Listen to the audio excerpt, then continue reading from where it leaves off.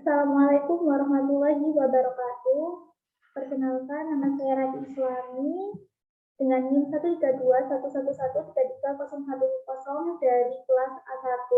Kali ini saya akan menjelaskan anatomi fisiologi sistem kardiovaskuler. Nah, sebelum itu kita perlu tahu lokasi jantung. Lokasi jantung berada di dalam perikardium di rongga mediastinum dalam rongga toraks, tepat di belakang tulang dada atau sternum. Kurang lebih 2/3 bagian terletak di sebelah kiri dari garis tengah. Jantung terletak di dalam rongga mediastinum dari rongga dada atau toraks di antara kedua paru.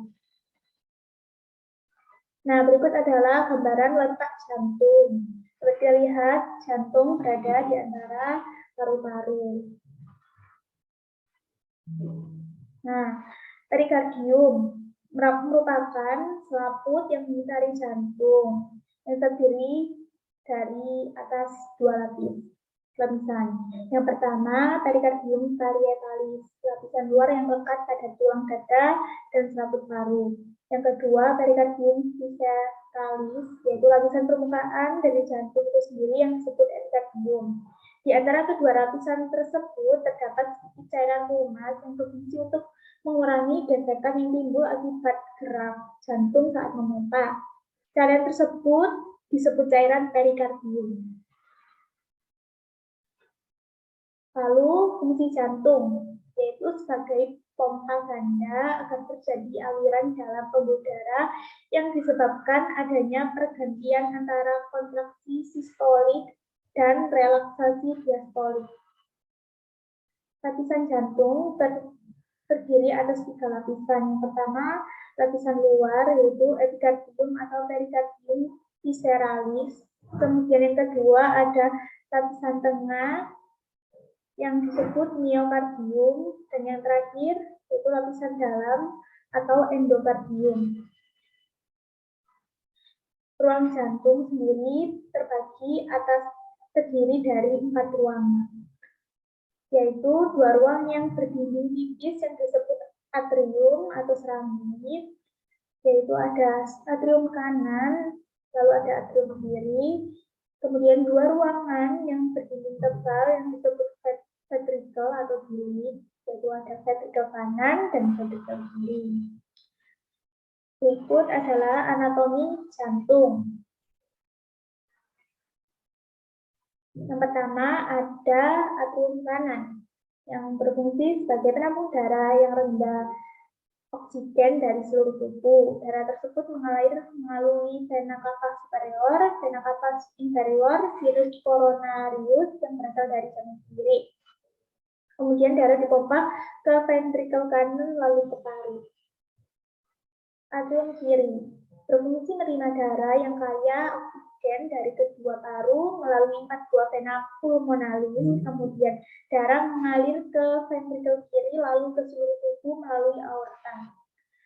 Kedua atrium tersebut dipisahkan oleh sekat yang disebut septum atrium. Ventricle kanan berfungsi menerima darah dari atrium kanan dan dipompa ke paru-paru melalui arteri pulmonalis. Kemudian ventricle kiri yang berfungsi menerima darah dari atrium kiri dan dipompa ke seluruh tubuh melalui aorta. Kedua ventricle ini dipisahkan oleh sekat yang disebut septum ventricle. Adapun peredaran darah pada tubuh. Sistem peredaran darah pada manusia dapat dibagi menjadi 2 bagian, yaitu peredaran darah paru-paru, yaitu peredaran darah kecil, dan peredaran darah sistemik atau peredaran darah besar. Kedua sistem peredaran darah ini, sistem peredaran darah pada manusia disebut sistem peredaran ganda.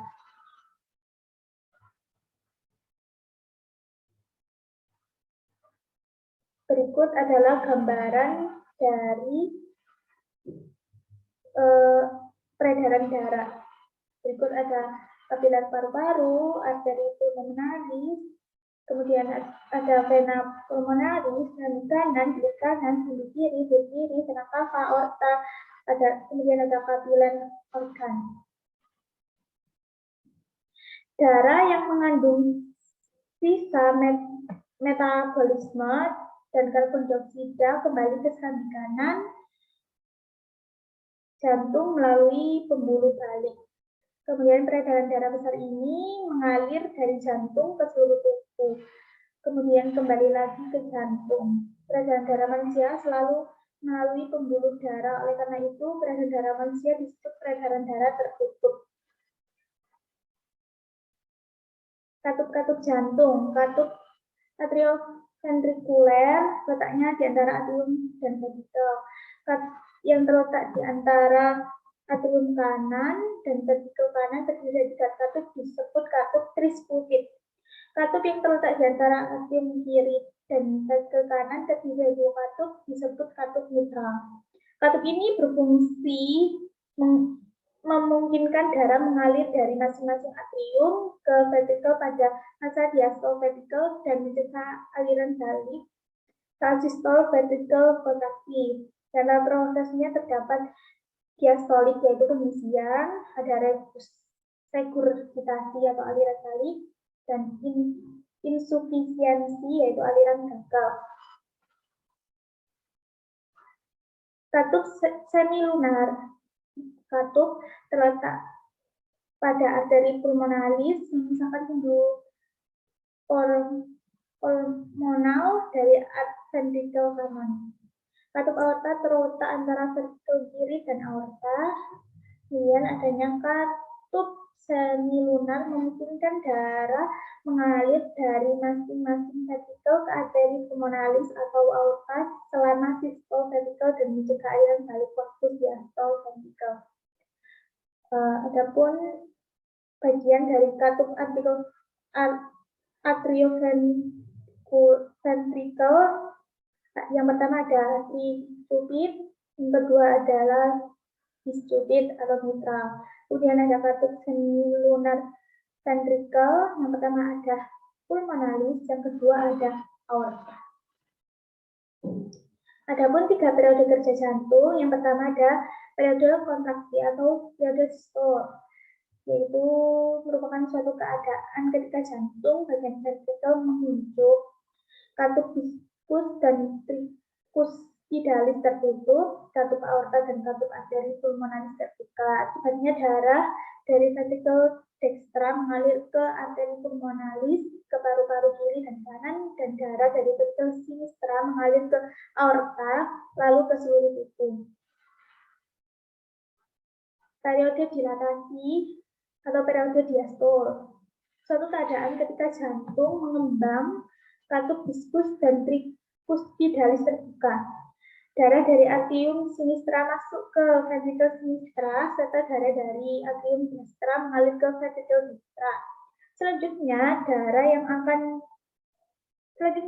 ada di paru-paru kiri dan kanan mengalir ke atrium sinistra melalui vena pulmonalis, dan darah dari seluruh tubuh masuk ke atrium distra melalui vena cava.